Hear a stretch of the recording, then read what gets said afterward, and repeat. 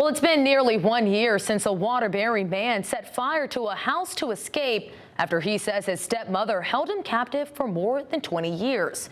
The case had eyes from across the country on Waterbury, shocked, intrigued, and heartbroken by what unfolded in front of them.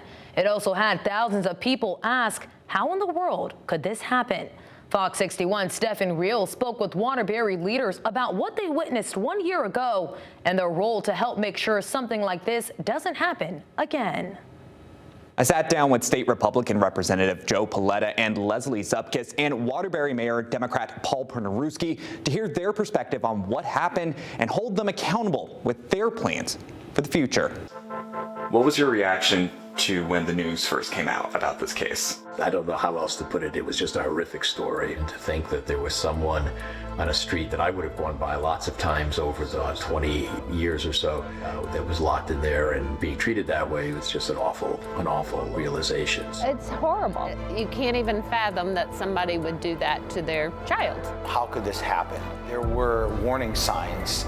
Why those red flags were ignored is still up in the air. We still don't have those answers. There are people who look at lawmakers like yourself, who look at leaders like yourself, and ask the question, how could this happen under your watch? What would you want to say to them? Well, it has nothing to do with us. Again, it's a sick individual, and so I think our responsibility is to get as much of the information as we can and try to do the best we can to prevent it from ever happening. The ball was dropped somewhere. There were reports that the individual was eating out of a trash can. There were reports that several individuals reported his physical appearance.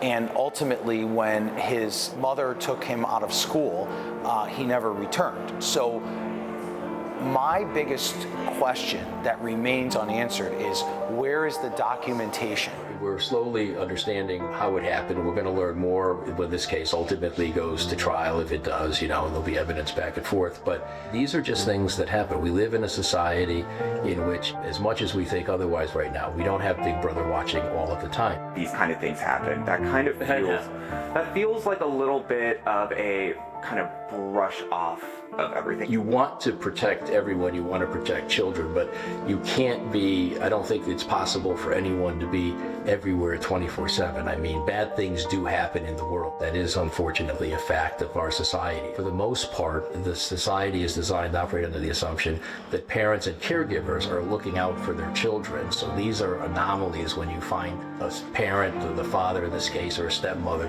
who really don't have the best interests of the children at heart. That documentation does not exist. And that's where I think we should focus our energy as legislators on getting better documentation, especially when there is an initial complaint. From what lawmakers told me, there are two camps with how people want to address what happened. Whether that's reform how Connecticut regulates homeschooling versus how the Department of Children and Families operates.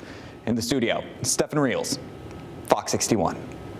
Thank you, Stephen. And Tuesday marks 1 year since the fire that launched this case into the spotlight. So we are revisiting the case and the people involved. You can watch more of Stephen's interview with lawmakers during our special Waterbury captivity case 1 year later.